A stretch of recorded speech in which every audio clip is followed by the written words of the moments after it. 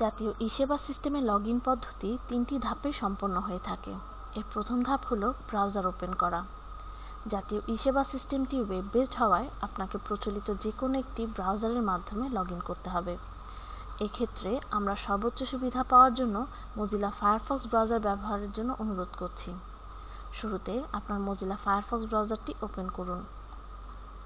এবার দ্বিতীয় ধাপে ব্রাউজারটি ওপেন হওয়ার পর এর ওয়েব অ্যাড্রেস বারে ডোমেইনটির নাম লিখি www.eservice.gov.bd। ডোমেইনটি উল্লেখ করার পর এন্টার কি প্রেস করলে যে পেজটি লোড হবে তা জাতীয় ই-সেবা সিস্টেমে লগইন হওয়ার পেজ। এবার তৃতীয় ধাপটি হলো লগইন করা। পেজটি ওপেন হওয়ার পর এর ডান দিকে ব্যবহারকারীর লগইন শীর্ষক অংশের নিচে ব্যবহারকারীর নাম লেখা যে টেক্সট বক্স আছে তাতে ব্যবহারকারীর নাম এবং তার নিচে পাসওয়ার্ড চিহ্নিত অংশে পাসওয়ার্ড উল্লেখ করতে হবে। পাসওয়ার্ডটি গোপন হওয়ায় নিরাপত্তাজনিত কারণে তা দেখা যাবে না। এবার নিচের লগইন বাটনে ক্লিক করলে যে পেজটি লোড হবে তা জাতীয় ই-সেবা সিস্টেমের পেজ।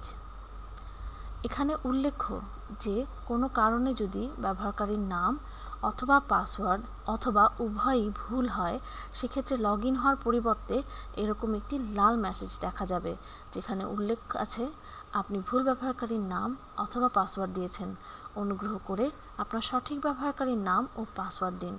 সুতরাং ব্যবহারকারীর নাম এবং পাসওয়ার্ড দেওয়ার সময় আমাদেরকে অত্যন্ত সতর্ক থাকতে হবে। ধন্যবাদ।